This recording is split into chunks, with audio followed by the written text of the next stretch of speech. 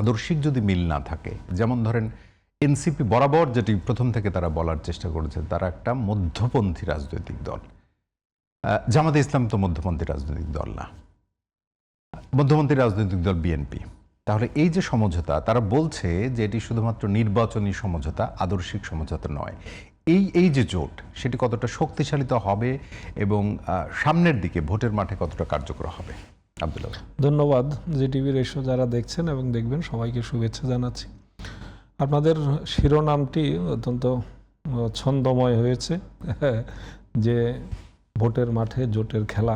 এই খেলা তো এটা নতুন কিছু না অবশ্য, আমরা নির্বাচন আসলেই এই জাতীয় খেলা দেখে আমরা অভ্যস্ত। আমরা যারা সংবাদকর্মী তারা বিশেষ করে আমি চতুর্থ নির্বাচন থেকে আমি নির্বাচন কমিশন, নির্বাচন কমিশন বিট কভার করার কারণে বাংলাদেশের চতুর্থ নির্বাচন থেকে আমি খুব কাছে থেকে নির্বাচনকে দেখে এসেছি।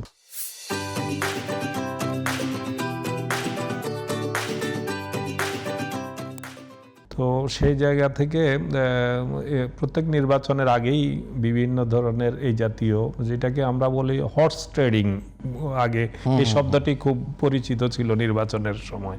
হর্স ট্রেডিং বলতে যেটা বোঝানো হতো যে প্রার্থী কেনা বেচার জায়গা, এবং সেটা নির্বাচনের আগেও হয়েছে, নির্বাচনের পরেও হর্স ট্রেডিং এর ঘটনা বাংলাদেশে ঘটেছে। এমপি হওয়ার পরও কেনা বেচার ঘটনা বাংলাদেশের ইতিহাসে আছে। তো সেই জায়গায় আমাদের এখানে যে আমরা এবারের নির্বাচনের বিষয়টা সম্পূর্ণ আমি মনে করি এবারের নির্বাচনের চিত্রটা সম্পূর্ণ ভিন্ন। আমরা তো এখন শীতে জমে যাচ্ছি, একবারে খুব কনকনে শীতের মধ্যে আপনার এখানে আসতে হয়েছে, কিন্তু সরগরম নির্বাচনের মাঠ। আজকে মনোনয়নপত্র দাখিলের লাস্ট ডেট ছিল। তো সেখানে আমরা যে চিত্রটা সর্বশেষ পর্যন্ত আমরা যে চিত্রটা দেখলাম, তাতে মনে হচ্ছে যে যেমনটি আগে থেকেই প্রেডিক্ট করা হচ্ছিল যে নির্বাচনী জোটটা কেমন হবে, নির্বাচনী সমীকরণ মেরুকরণগুলো যেরকম আগে থেকে সম্ভাবনার জায়গা ছিল, সেই জায়গায় ব্যতিক্রম ঘটনা হচ্ছে যেটা এনসিপির জামাতের সঙ্গে যুক্ত। এনসিপির বিষয়টা এটি হলো গণ অভ্যুত্থানের নেতৃত্ব দানকারী তরুণদের রাজনৈতিক দল। এটা গত ফেব্রুয়ারি মাসে রাজনৈতিক দল আত্মপ্রকাশ করেছে, যাত্রা শুরু করেছে। তো এখানে সবই তরুণদের এখানে একটি প্ল্যাটফর্ম। তো শুরু থেকেই এনসিপির গঠনের সময়ও এনসিপির মধ্যে যারা যে জুলাই আন্দোলনের নেতৃত্ব দিয়েছে তাদের অনেকে সেখানে পদ পদবি নানান ইকুয়েশন এসব মিলিয়ে অনেকে তখনও ভিন্ন, আমরা জানি আপ বাংলাদেশ আরও দুই একটি সংগঠন হয়েছে।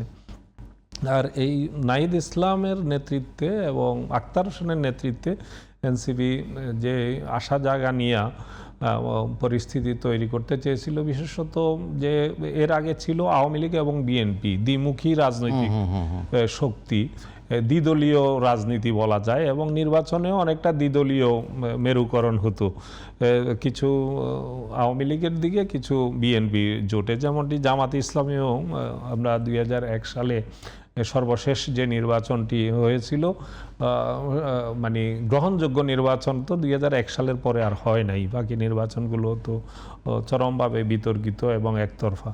তো 2001 সালের 2008 সালের নির্বাচনের ব্যাপারে অনেকে সেটাকে বিবেচনায় নেন, কিন্তু এটাও নির্বাচনটা ছিল একেবারে ফ্রি প্ল্যান অনুযায়ী, এবং আগেই এই ফলাফলটা অনেকটা নির্ধারিত ছিল।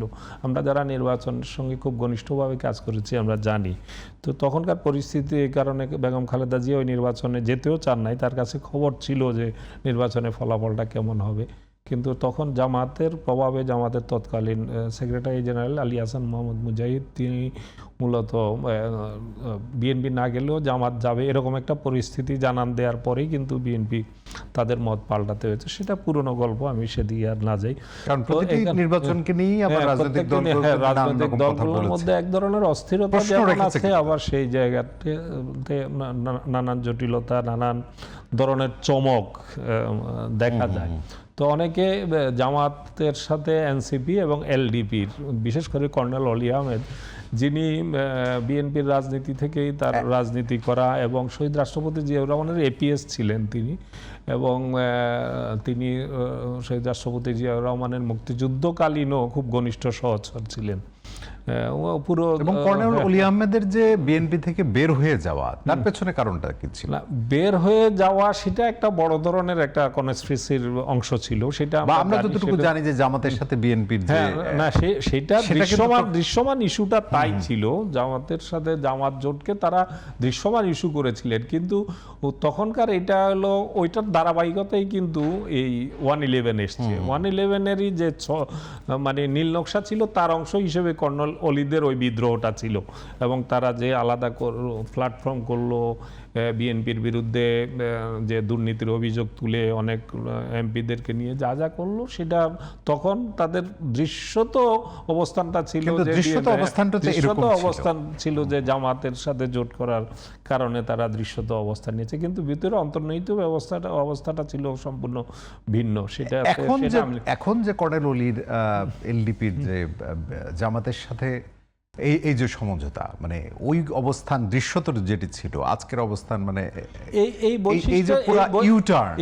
বৈশিষ্ট্যের এই ইউটার্ন তো বাংলাদেশে কোনো দলকে আপনি এটা বাদ দিতে পারবেন না। প্রত্যেকটি দলই, আওয়ামী লীগও যখন আওয়ামী লীগের প্রয়োজন হয়েছে জামাতকে নিয়ে, জামাত তত্ত্বাবধায়ক সরকারের যুগপৎ আন্দোলন করেছে, এবং প্রেসিডেন্ট নির্বাচনেও কিন্তু জামাতের সহযোগিতার জন্য আওয়ামী লীগ সেই গোলাম আজমের কাছে পর্যন্ত প্রতিনিধি পাঠিয়েছিল সমর্থনের জন্য। আবার এই জামাতকে গত 15 বছরে একেবারে নিশ্চিহ্ন করে দেওয়ারও সব আয়োজনই তারাই করেছে। তো এগুলো এক এক সময় আমাদের এই রাজনৈতিক দল, একইভাবে বিএনপির বেলায় বলা যায় বিএনপি দীর্ঘ সময় তাদের সতীর্থ এই জামাত, কিন্তু এখন যেহেতু এবারে আওয়ামী লীগ নাই, সে কারণে যদি আওয়ামী লীগ এখন মাঝে থাকতো, আমি একদম নিশ্চিত করে বলতে পারি এবারও জামাত বিএনপি একসাথেই থাকতো।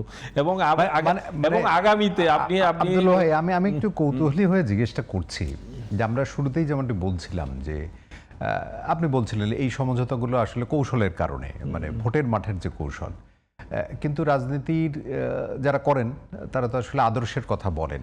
তার মানে আদর্শ কি আসলে খুবই গৌণ মানে রাজনীতির ক্ষেত্রে, মানে জনগণকে যা নির্বাচনের জয় পরাজয়ের ক্ষেত্রে আদর্শটা গৌণ হয়ে যায়। বাংলাদেশের অভিজ্ঞতা আমরা তাই দেখি আর কি। যখন নির্বাচনে ক্ষমতার বিষয়টা, ক্ষমতাই একমাত্র প্রাপ্তির জায়গা বা ক্ষমতাই একমাত্র লক্ষ্য হয়, তখন এই আদর্শের জায়গাটা আমরা যে আলোচনা করি এগুলা কিছুটা গৌণ হয়ে যায়।